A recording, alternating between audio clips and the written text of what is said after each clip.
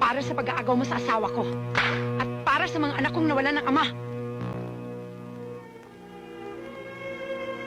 Nagkasala ako sa'yo. Kaya tatanggapin ko. Patas na tayo, doktora. Nakaganti ka na. Kulang ang sampal na kabayaran, babae ka. Huwag mong pabayaan mo walan ako ng paggalang sa inyo, doktora pa rin. Iginalang mo ba ako nang nakawin mong asawa ko? Hindi ko ninakaw ang asawa mo. At anong tawag mo sa pangangamkam ng ari ng iba? Hindi ko siya kinamkam. Niliyasan ka. Ang lalaki, kahit disente at nagpipigil, natatangay pag pumapatol ang babaeng katulad mo. Hindi magluloko ang asawa mo kung naging maligaya siya sa pamamahay mo. Remember this.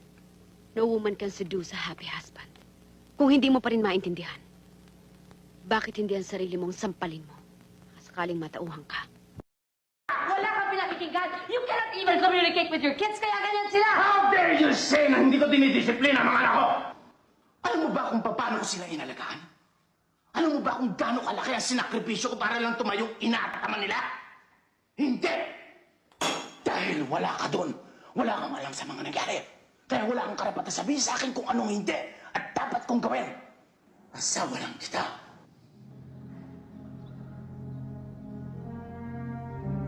You're absolutely right. Yan lang ang tingin mo sa akin.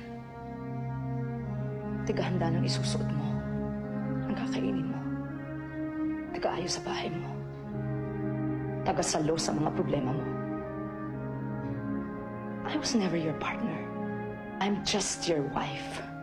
Kaya hindi mo ako nirirespeto.